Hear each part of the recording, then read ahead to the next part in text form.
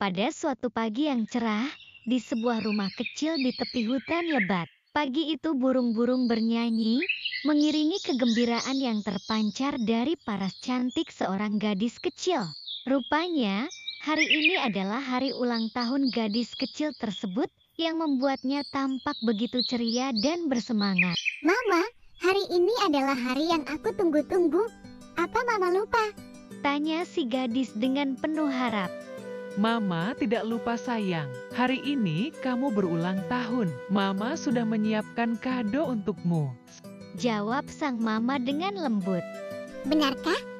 Lalu, di mana kado itu disimpan?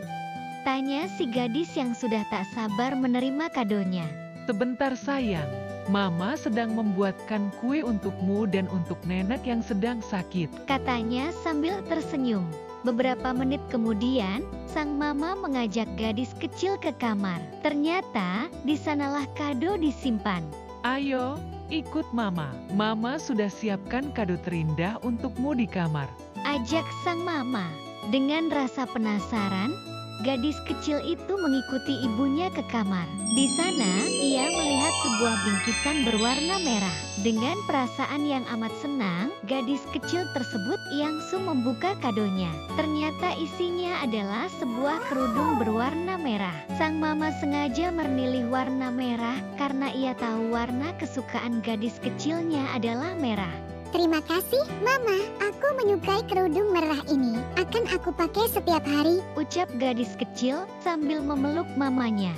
Sejak saat itu, si gadis kecil tersebut dijuluki sebagai gadis berkerudung merah. Pada sore harinya, gadis kerudung merah diminta tolong oleh sang mama untuk mengunjungi neneknya yang sedang tidak sehat.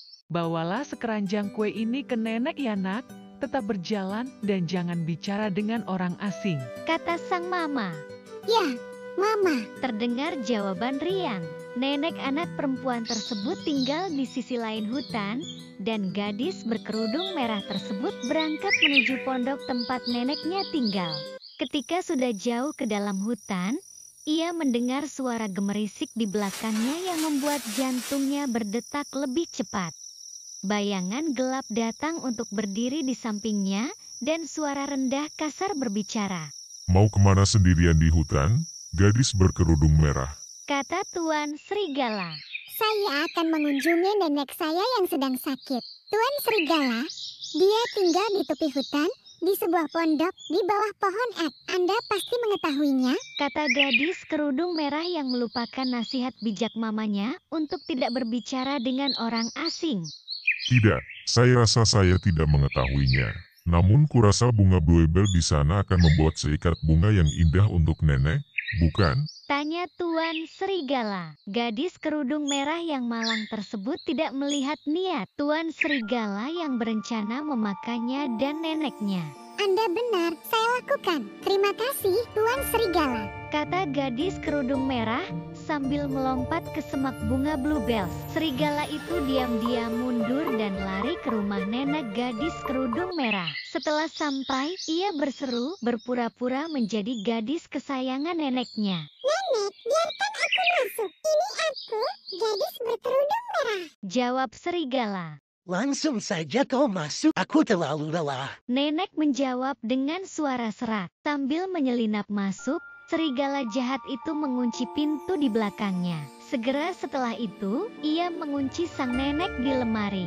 Mengenakan pakaiannya, menutup tirai, dan membaringkan diri di tempat tidur, menarik selimut menutupi hidungnya. Sementara itu, gadis berkerudung merah telah memilih beberapa bunga bluebell dan cornflowers. Saat ia akan kembali ke jalan setapak untuk melanjutkan perjalanannya, gadis kerudung merah melihat beberapa bunga lili di depan. Aku akan mengambil beberapa untuk Mama.